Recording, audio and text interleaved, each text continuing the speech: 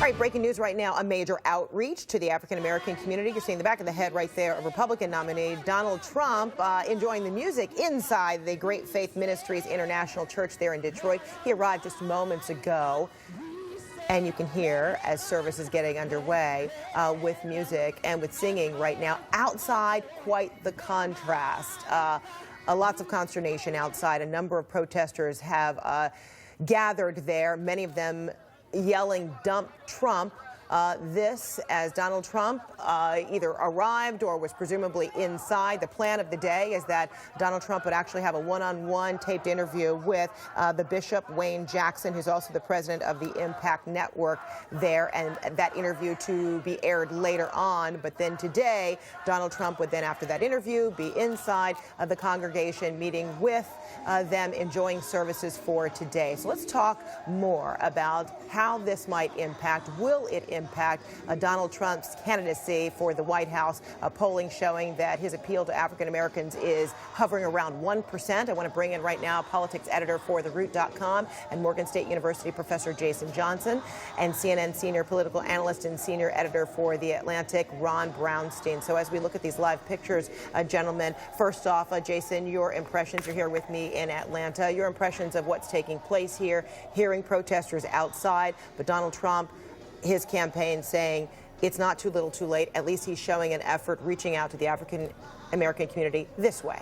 I got to be honest, Fred, I'm not all that impressed. And the reason why is I don't think that any candidate deserves to be praised or getting credit for actually trying to go out and campaign. The situation, the protests outside and the reaction inside, these are all things that Donald Trump has caused on his own. When you decide that you want to show up at somebody's house at 11:55 and say, "No, I love you," and these are, gifts for Valentine's Day, of course they're going to be skeptical. And he has spent 18 months of his campaign being dismissive to different kinds of minority groups, and now he wants to show up. I don't think this makes that much of a difference. And to be honest, all the protests outside, I don't think it appeals to moderate or possibly wavering white swing voters. So, this is something that Trump wants to do. I don't see it having that much of an impact on the polls when the weekend's over. And then, Ron, on the issue of skepticism, many people in the African-American community say they cannot forget that it's Donald Trump who started the whole birther movement. So it's very difficult to see how genuine he is about reaching out or appealing to African-American community, many of whom already feel very skeptical about him.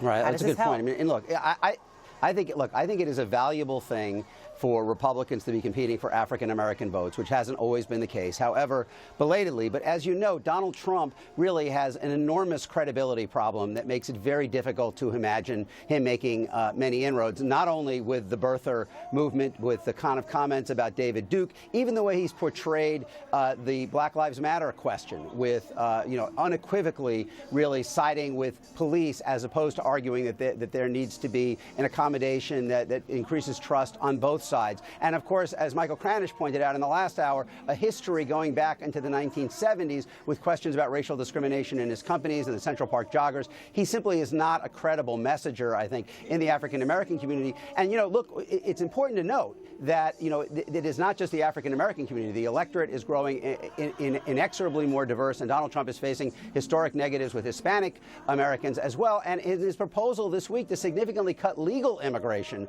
over time would have a significant impact on the Asian American community, and I think he may struggle there. So you may see an across-the-board question in the Republican Party after this election, win or lose, about whether they can sustain a path that has them facing so many challenges among all of these growing diverse groups in America. All right, it's really just getting underway, as is our conversation with you, Ron and Jason. We're going to take a short break for now, but again, live pictures inside the Great Faith Ministries International Church and outside there in Detroit. We'll be right back.